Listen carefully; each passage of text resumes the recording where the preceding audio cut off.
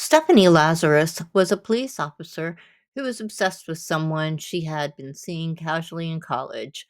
She couldn't let him go, so much so that when he got married, she killed his wife on February 24th of 1986, just 3 months after they were married. She probably thought that she would live the rest of her life without having to pay for her crime, especially considering the fact that she was a police officer.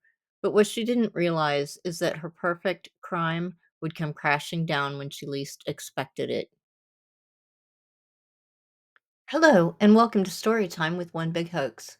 I'm Trina Hoax, your host. Today we're going to explore the case of police detective Stephanie Lazarus and the fact that she managed to get away with murder, at least for a while. A long while. Stephanie Lazarus met John Rutten in college. They were in the same residential hall. He was a mechanical engineer major, while she was majoring in political science and sociology. They were both athletes, so they had something in common. However, Stephanie seemingly took the relationship more seriously than he did. She fell in love with him, but it seems he saw the relationship as a hangout, hookup situation. Reportedly, according to John, they never had sex until after John graduated. They only saw one another a couple of times a month, went on occasional trips together, and had sex during some of these meetings. During his testimony many years later, he would say that he and Stephanie had sex between 20 and 30 times between 1981 and 1984. He further stated that he never considered her to be his girlfriend. Stephanie graduated the year after John. She briefly worked for a law firm until she realized that it wasn't for her. She decided to become a cop. She joined the Los Angeles Police Academy and graduated in 1983. All the while, she was in love with John. Sherry Rasmussen was a nurse who had worked her way up to become director of nursing at a medical center. She and John met at a party in June of 1984 and began dating soon thereafter. Unfortunately for Sherry, what she didn't realize was that John came with a crazy ex who was not even really an ex in John's eyes, according to what he would say later on. He never considered that they had a real relationship. Her name was Stephanie Lazarus, and she was in love, or what she deemed was love. She was one of those if I can't have him, no one can kind of girls. Sadly, Sherry would pay dearly for Stephanie's disposition. You see, Stephanie was a jealous type, and her jealousy would lead her into a fit of rage on a fateful day. On that day, Stephanie went to John and Sherry's condo. She fought with Sherry, beating her severely, bludgeoning her with a heavy object, and shooting her 3 times, including once in the heart. She staged the scene to look like a break-in gone wrong.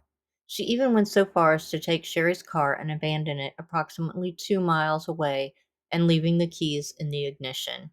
Sherry's purse was taken, though it was later discovered. Those were the only things taken from the premises, aside from the couple's marriage certificate.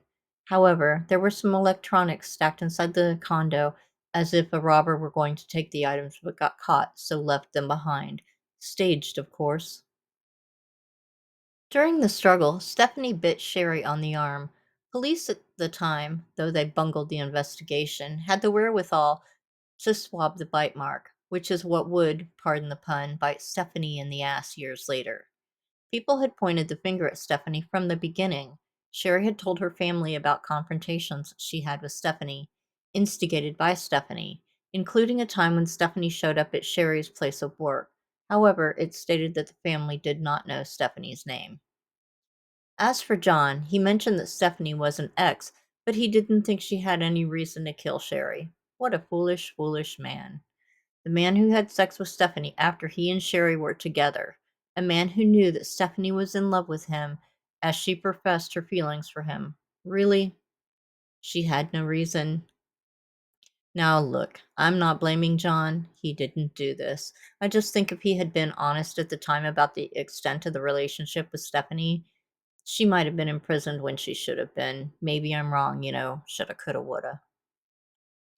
When the cold case was being reviewed, the new officers focused on DNA.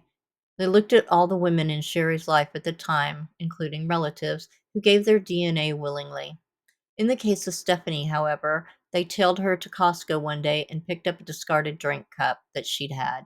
As it turned out, Stephanie's DNA was a match for that of the bite mark. Further investigation yielded the fact that shortly after the murder, Stephanie reported that her backup service revolver, a .38 caliber, was stolen.